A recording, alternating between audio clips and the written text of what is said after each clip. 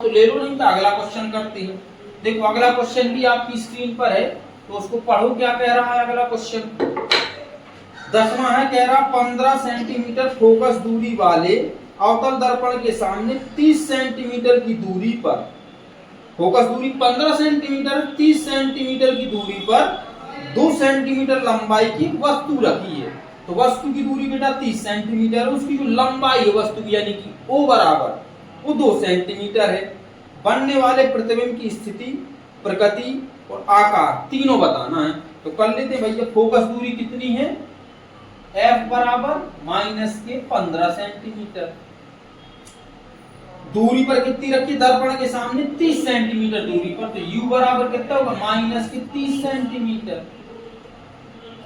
वस्तु की लंबाई O बराबर कितनी है? 2 सेंटीमीटर। बनने वाले स्थिति बताना है यानी कि प्रतिबिंब की स्थिति, तो V बराबर बताना। उसकी प्रकृति बतानी है तो इसी से प्रकृति निकल आएगी। अब उसका आकार बताना है तो यानी कि I बराबर भी हमें ज्ञात करना है। I बराबर जब ज्ञात करते हैं तो गाइस M बराबर -V/U। हमने पहले बताया था आपको, यदि आवर्धन यानी कि आपको I बराबर ज्ञात करना पड़े तो हमेशा M बराबर -V/U ही लगाएंगे।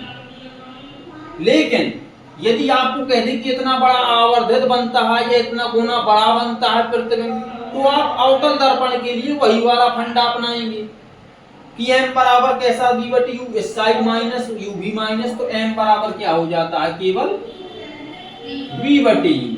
ये कब बेटा प्रयोग करना है? जब आवर्धन से कुछ दे देता है, उसमें आवर्धन दे देता 3 गुना बना प्रतिबिंब, ये सब दे दे तब हमें इसका उपयोग करना है। नहीं तो हमें आवर्धन का सूत्र हमेशा, चाहे अवतल दर्पण हो तो चाहे उत्तल दर्पण हो, हमेशा M बराबर -V/U ही रखेंगे आप। ठीक है, चलो सबसे पहले दर्पण के सूत्र यानी कि 1/F बराबर 1/V प्लस 1/U। F कितना है बेटा? 15 सेंटीमीटर, तो 1/-15 बराबर 1/V माइनस 1/30, क्योंकि U माइनस में तो प्लस माइनस माइनस हो जाएगा। इसको यहाँ भेज दो तो हो जाएगा 1/30 माइनस 1/15 बराबर 1/V। एलसीएम हो गया इसका 30 सेंटीमीटर, तो 30 एकम 30 माइनस 15 दूनी 30 बराबर 1/V। यानी कि हम कह सकते हैं कि V बराबर 1/V बराबर माइनस की 1/30, तो V बराबर कितना आ जाएगा? -30 सेंटीमीटर। निकालना क्या है? I, तो एक बेटा आवर्धन का सूत्र होता है प्रतिबिंब की लंबाई तथा वस्तु की लंबाई को आवर्धन कहते हैं। तो इसकी जगह पे M बराबर इसका मान रख दो तो हो जाएगा I/O बराबर -V/U। अब देखो I कितना है हमें नहीं पता, लेकिन O तो पता है कि 2 सेंटीमीटर है, बराबर है ना। ये है माइनस की V है तो कोष्टक में V भी तो माइनस का आया, तो -30/U कितना है? -30। ये तो माइनस माइनस बेटा क्या हो जाएगा? प्लस। ये हो जाएगा 30/, माइनस ऊपर लगा तो /30, ये वाला माइनस ये वाला माइनस कट जाएगा, ये बचा रहेगा, तो 30 एकम 30।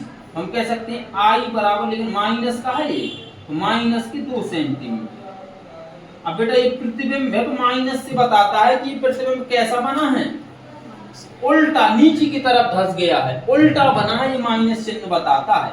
तो हमें सबसे पहले क्या बतानी थी? उसकी स्थिति। स्थिति देख लो, स्थिति जो होगी वो क्या होगी? स्थिति बतानी है ना। हाँ, ये है स्थिति, ये आई है V बराबर -30 सेंटीमीटर। तो यानी कि दर्पण के सामने 30 सेंटीमीटर दूरी पर। ठीक, स्थिति हो गई। अब प्रकृति बतानी थी बेटा। प्रकृति देखो, प्रकृति, अब जो प्रकृति होगी वो क्या होगी भाई? सामने बना है तो वास्तविक होगा और उल्टा होगा। कैसा होगा? वास्तविक तथा उल्टा। वास्तविक उल्टा होगा। अब आकार क्या होगा बेटा? आकार अभी हमने बताया था कि कहां पे रखा है, जो आपका 8वां सवाल था। ये देखो v बराबर मीटर 30 सेंटीमीटर, u बराबर भी 30 सेंटीमीटर। तो कहाँ रखा है वस्तु को?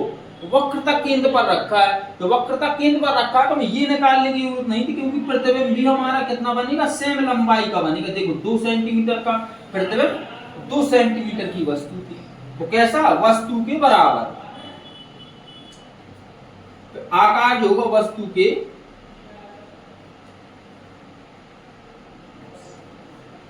समान आकार का बेटा प्रतिबिंब बनेगा। ये रखा कहाँ गया है बेटा? वक्रता केंद्र पर ही रखा गया, क्योंकि जब किसी वस्तु को वक्रता केंद्र पर रख देते हैं तो उसका प्रतिबिंब वक्रता केंद्र पर ही बनता है, वस्तु के बराबर बनता है। ठीक है, ये हमने बता दिया है पहले। तो इसका स्क्रीनशॉट लेना हो तो ले लो, नहीं तो अगला क्वेश्चन हम करते हैं। ठीक है।